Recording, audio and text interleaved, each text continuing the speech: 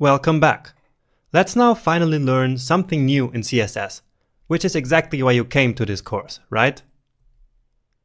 Now, as in all my other courses, in all the coding lectures, I always have this slide called What You Will Learn in This Lecture.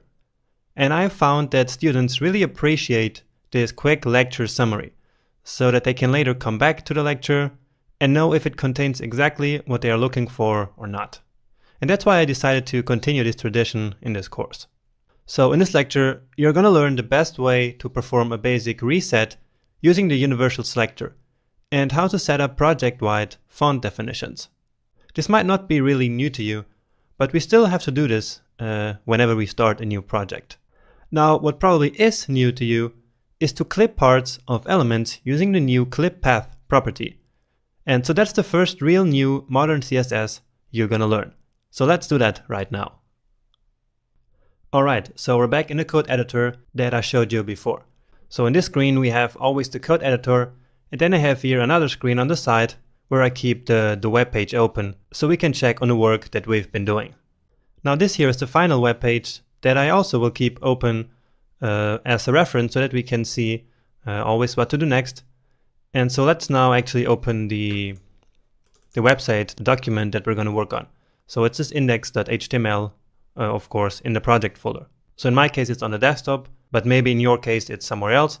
But let's go open this index.html file for now. And of course it's still empty because we didn't write any code yet, right? Now later on we're going to open this index.html in a slightly different way. So we're basically going to create a small local web server. But for now this works just fine. Alright, so let's go back now to the editor. Now to start, let's write the HTML for the header element. So just for this here, this part, this green big element. So all of this will be our header. But for now, we're only going to concentrate on the background image and on making this shape here, okay? So that's what we're going to focus on in this lecture. So we're going to use the HTML5 header element, and we're also going to give it a class called header. If you're wondering why we're giving it a class name instead of just selecting it in the CSS using the header element selector, it's because we want a class name on each and every element here in the HTML.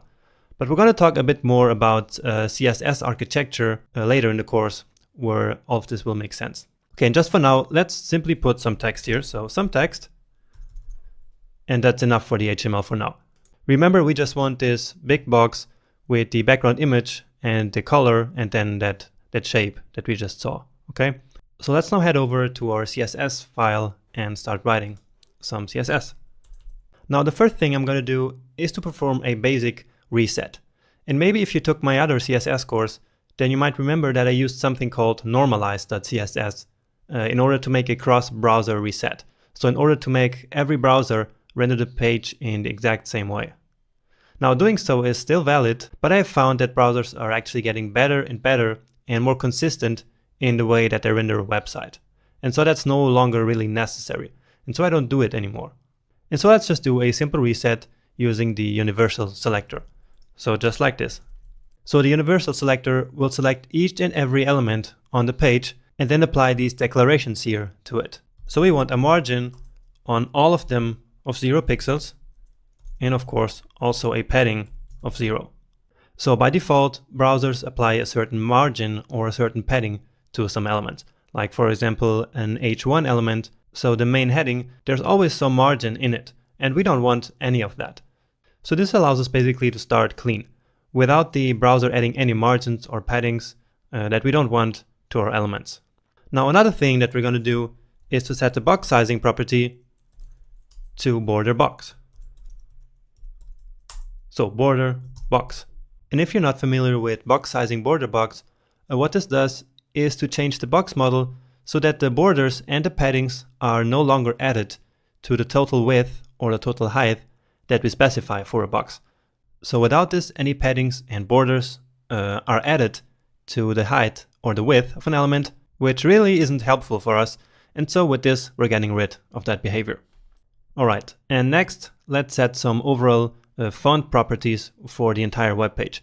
And this time we're not going to do it in the universal selector, but in the body element selector. And why do we do it this way? Well, we do it because the properties related to font are usually inherited. So we're using the power of inheritance here. And I'm going to explain everything there is about inheritance in the next section. So we have a whole lecture just about inheritance in CSS. But what you need to know for now is that we set, for example, the font family on the body element, which is basically the parent element of all the other elements. And then this font family will get inherited by all the child elements of the body. Okay? And doing it this way is actually more efficient, and it's a better practice than to just put all of this in the universal selector up here. Okay, so we never do that. Everything related to font, we always specify it here in the body selector. So we set the font family to Lato, and if that's not available, then just some sans serif. Okay, and I can use Lato because I already included it here in the HTML. So as I said in the beginning, this comes from Google Fonts, and it's a font that I have already included. So if you're not familiar with this, it's really simple. You can just go to Google Fonts and find it out. Okay, so I included Lato with the font weights of 100, 300, 400, 700, and 900. So let's set the overall font weight to just 400. Font weight 400. Also, the overall font size should be 16 pixels, and the line height of, let's say, 1.7. So basically line height 1.7 means that it's 1.7 times bigger than the predefined line height that we would have without this. Okay, so we're using 16 pixels here for now, but we're actually going to change this later to use a better technique. But for now, let's go with these pixels. Okay, something else we can set here is the overall text color, which I'm sure you also know how to do it, and it's just color. And then the color that I chose for this text is this gray 777. Okay, and here in my text editor, I actually have an extension which then nicely highlights the color. So this is how the color looks like. So this gray 777. It also does it up here in the comments. So these are the greens, and you can already see how they look like because of what this extension does. So, and with this code, we just performed a basic reset, and we also set the project-wide font definitions here in the body selector because they will all be inherited to their child elements. Okay, and with that in place, let's start formatting the header element. And remember, it has the header class. So we use the class selector and then header. And let's just create some space here. Okay, so let's start by defining the height, and let's set it to 95 VH. And in case you're not sure what this does, is basically we say that at every point the height of this box, of this element, should be 95% of the viewport height. Now we could put 100 here, then the element would always be exactly the same height as the viewport, but I chose to go with 95 to make it not 100%, but only almost 100%. Okay, and let's now set the background image. So I start typing background, but instead of having to write all the way until background and then image, I can just start writing image right now, because the text editor will recognize that I'm looking for background image. You see, it already recognized that that's what I want. And this will also work in your text editor. So you can just do the same, and you don't have to write all the code like background image, but instead just back EMG, and then it works. So press enter, and that's it. Now the background image that we want is here in the image folder. So it is called hero, I think. Yes, so that's the one we want, right? You see, it's this one here. Okay. And we specify an image by writing URL and then specifying the path to the image. Now we're currently in the CSS folder, so we first have to go one folder up to go into the project folder, and so it's / then img, so image, and then the name of the image, hero.jpg. And that's it. So again, we were here in the CSS folder, and we went one level up to go into the project folder, so the natives folder here. And then from there we went into the image folder and then hero.jpg. And now something else we should do is to set the background size to cover, which I'm sure you're also familiar with. So again, I do this trick. I just write back, and then I start writing size. So return, and that's it. And cover is what I want here. And what cover does is that whatever the width of the viewport or the element, it will always try to fit the element inside of the box. So let's now take a look on what that looks like. So this one is it, refresh, and here we go. So our background image, it adapts nicely to the viewport, I hope, and yeah, it does. And you see here this white bar, it's the remaining 5% of the viewport height. So 100% would fill everything, 95 fills just up until this point. And also here you can see the text, the some text that we put, and it's already styled with the Lato font family with the gray color and the 16 pixels in size. Now something else we could do here is to set the background position. So background position, and we can set it to top. So let's see what that does. So it looks like it did nothing, but actually it does, because what it does is to ensure that whatever the viewport size is, that this top of the image here always stays at the top of the container. So you see now here, as we go up, the bottom of the image gets cropped, but the top of the image stays the same, right? So it's this what I'm talking about. Now we could change it, so let's actually use the dev tools here right now, because this is a fundamental part of being a web developer, is using these Chrome dev tools. So let's see what it would look like if we set it to bottom. So now what happens is that the bottom stays the same as we change the image size. So the bottom stays the same and it changes up there. Now what we also can do is to set it to center. Okay, and so what it will do now is to always stay at the center.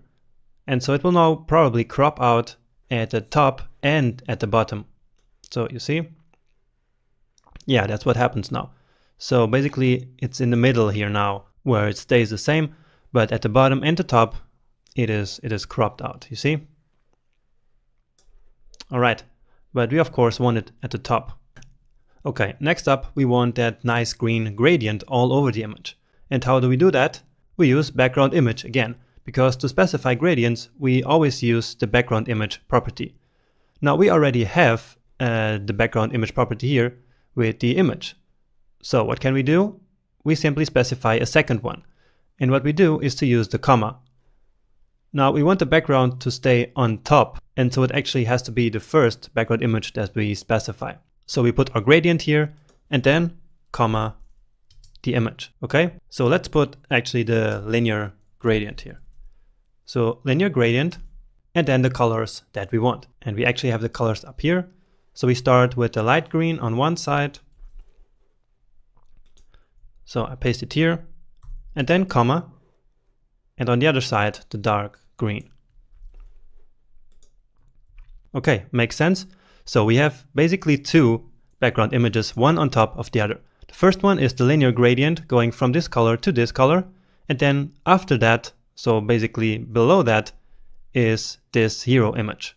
Now another parameter that we can specify in the linear gradient is basically to where the gradient should go. So we can say to right. And so now CSS understands that it should start on the left side and go to the right. So let's see if that worked. Can close the dev tools and then reload. And yeah, that's it. So we have the gradient going from the left side with the first green, the lighter one going to the right side with the darker green. Now we could also say to top or to button or to left. And we can also do something else, which is specifying two directions. So we say to right, bottom. And so now the gradient will go to the right bottom corner, starting probably at the left top, right? So let's see if that's what happens. And yeah, I hope you saw it change. So now it goes from here all the way there. So only one thing left to do is to actually make the image below it visible, right? And how can we do that? Yeah, we have to change the opacity of these colors, okay? And so in order to do that, I can actually use the built-in color picker that I have here. And I'm sure that your text editor, if you're not using Visual Studio Code, will do the same.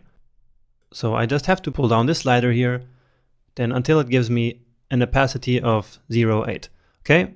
I'm sure you're familiar with this RGBA syntax. So basically RGBA means that we have here the R, G, and B, so red, green, and blue. and then the opacity value in the end. Okay, and this color picker does this conversion automatically. So we no longer can use this hexadecimal notation here, so 28B for 85, but we have to change to RGBA. Okay.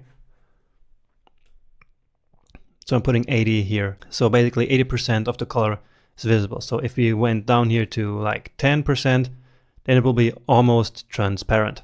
But we want 80% here. So this looks a bit confusing here. So let's actually clean this up a bit. So each argument has its own line. And then also this one on a separate line so that it's easier to read a little bit. Okay, so again, we have two background images. First, this gradient going to right bottom with these two colors, and then the image below that. So let's see if that's the effect that we want. And yeah, that's pretty much how we want it to look like. So let's check. Yeah, that's actually almost what it looks like. You see this small white thing here, this small white border that goes around this entire web page. You see, is actually also here. You can see that here it's light gray, but here it's white. So this white thing goes around the entire web page. And I think it gives everything a very nice look. And so let's do that as well. And it's actually really easy. All we have to do is to put a padding around the entire body. So padding 30 pixels. So the body element contains the entire web page. And so if we set a padding here, then this padding will get applied on the entire web page. Just like this. So here we go. That's our 30 pixel padding here around the web page. Okay, so note that this is not a case of inheritance like we had here, because the padding is not getting inherited. All that's happening is that it's applying a 30 pixel padding around the entire body. Okay.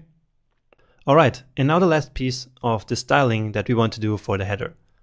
So what we want is now this kind of wedge that we can see here. And what this is to simply clip out this part of the image that would otherwise be here. Okay, so let's now do that. And for that, we use the really modern CSS property called clip path. So clip path. And what we do in here is to specify a polygon in which the image or the element will still be visible. So we use the polygon function. So polygon, and in here we define a bunch of coordinates which define this polygon.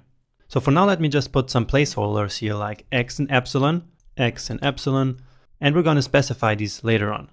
Okay, x and epsilon. But first we need to take a look at the image to see how it actually should work. So this is our image, and this is how we want the final version to look.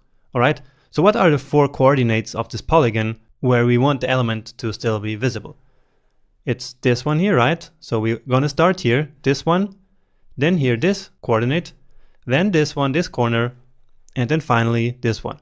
And so all we need is to specify these 4 corners in order to obtain this polygon. And we're going to start here at the top left corner and then move clockwise. So this one first, then this one, then the third one, and then the final one.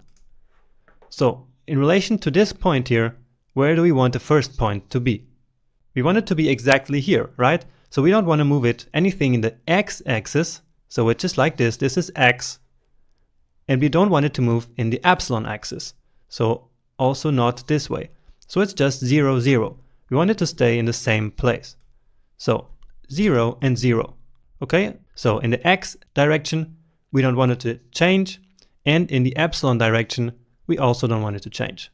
So let's now take a look at the second point. So this one here. So counting from here, from the left side, we want it to change in the x direction, right? So all the way until this point, we want the polygon to go, right? And so what is this point here? How far away is it from the left side? We can simply say it's 100%. So it's going to be 100% of the width of this element away from the left side from here. Okay, so we can just say that x should be 100%. And now epsilon in the epsilon direction, we don't want to change it at all, right? Okay, and now the third coordinate is this one. So it's the same in the x direction, right? So it's still 100% in the x direction, but now the epsilon is what changes here. So let's just put some random number there, okay? So x is still the same 100%, and now from the top, we want it to be at some point. Let's just say 50%. Or we could also specify this in pixels or in any other unit that we want. So for example, I can say 200 pixels, okay? All right, and now the last coordinate is this one here, the fourth. So in X, we're back to 0 here, right? Because remember that this side here is the reference. And so we don't move anything in the X direction, so this way. We did move, however, in the epsilon direction. So going from here, we did all the way down to the end of the element. So we want 100%. So in X, it's 0, and in epsilon, it's 100%. And that's it. So let's see if this actually worked. And now, here it is. All right, great. So these are the 200 pixels that we specify here in this coordinate for the epsilon direction. Let's now inspect this element. And we can now change here some stuff so that you can see how this changes. So imagine that here for the second coordinate, so this one here, we wouldn't put 100 pixels, but let's say, we wouldn't put 100%, but we would put, let's say, 500 pixel. Okay, that makes sense, right? Because we have 500 in the X direction and 0 in the epsilon direction. We can also change that, of course. Let's say we have 100 pixels here, then it looks like that. All right. Now what I want you to try here is to make a triangle of this. Okay. I'm pretty sure that after this explanation you should already understand how it works, right? So try to pause the video and try to do a triangle here, okay? So did you manage to make it work? This is how I would do it. So let's just get rid of all of this. And now the first coordinate should be here in the center, right? So we have X 50% and on epsilon 0%, right? And now we want this bottom corner here. So X is 100% and epsilon is also 100%, right? And now finally it's this bottom corner here. And so here we have X 0 and epsilon is 100%. So 0 and 100%. And here we go. So here we have our triangle, right? So if you want to make a triangle, it's like this. Now you can do lots of different things with this. And there's actually a very cool tool, which is called the Clippy, this one here. And I'm going to put it on my resource reference page so that you can check it out later. And here you just need to click on one of these. Let's say we want a right arrow like this, okay, to get a bit crazy. And then all we have to do is to copy this CSS code here. Now let's just copy these numbers because we already have the clip path property written out, right?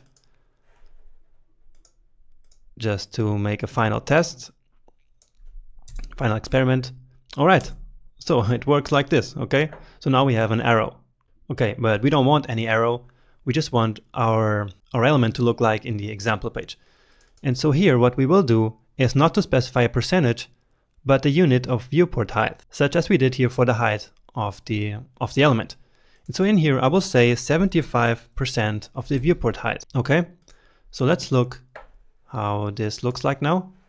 And that's it. So now if we change the viewport height, it will also change dynamically this little interval here, right? And if I close this completely, then it looks like this, and it looks the exact same way as our original, right? See? That's how it looks like. Awesome. So I know this is a bit complicated to understand, this clip path property and the polygon we have to write, but try to wrap your head around it, and then it's actually not so complicated. So I hope that this first coding lecture of the course was quite fun and that you already learned something new here. We're already making great progress, and to continue with this header, just come with me right to the next lecture. See you there.